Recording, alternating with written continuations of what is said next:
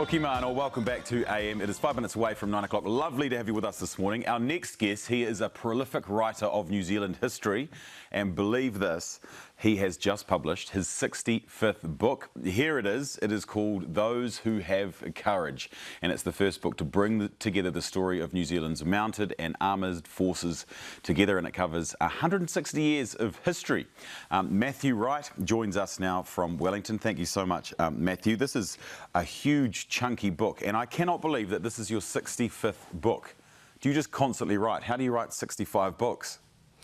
Well, I mean, it's over a span of about 40 years, so, you know, it's not all that prolific, really. And I take opportunities when they come along. So, and of course, Those Who Have the Courage was a pretty major one. This particular book, this looks at the story of the New Zealand mounted rifles. Why did you decide to look into that?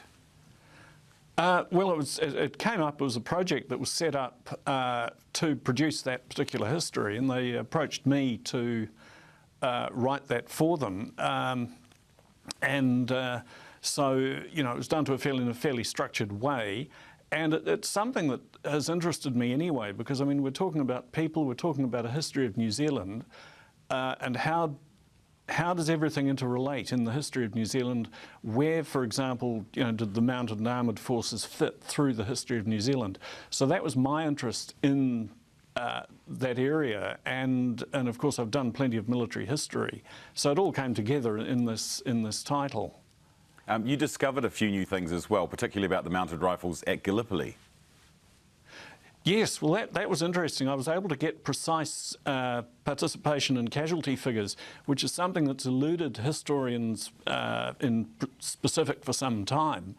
And was able to get the exact figures of losses for the mounted forces, which fought on foot at Gallipoli. They didn't have horses, and they suffered somewhere around 96% losses over the 8-month campaign.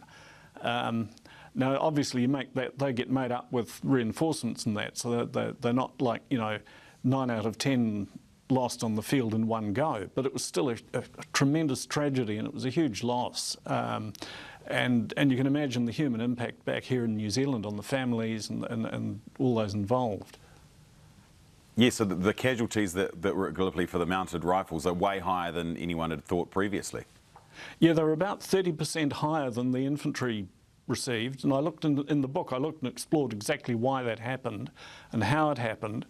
And it was to do with the scale of the force versus what they were being asked to do. Tremendous courage displayed, of course, in doing that. They just got ahead and did the job, despite not having quite the same numbers that other forces did. Now, this book's available in bookshops now. Why should people buy this book? Well, it's a story about people. It's got the human side of things. It covers New Zealand history from the get-go. Right back into the colonial period, and it's a different aspect of that history that hasn't been looked at before in one go.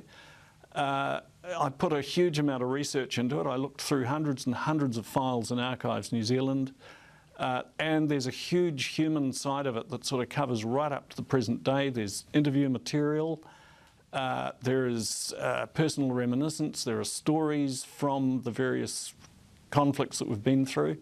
All from the perspective of the Armoured Corps and the mounted force. And of course, you know, tanks are cool. Yeah, you have put, and tanks are cool as well. You've put so much effort into this, because I've had a flick through it, and it is intense, and it goes all the way from the colonial period, which is fantastic.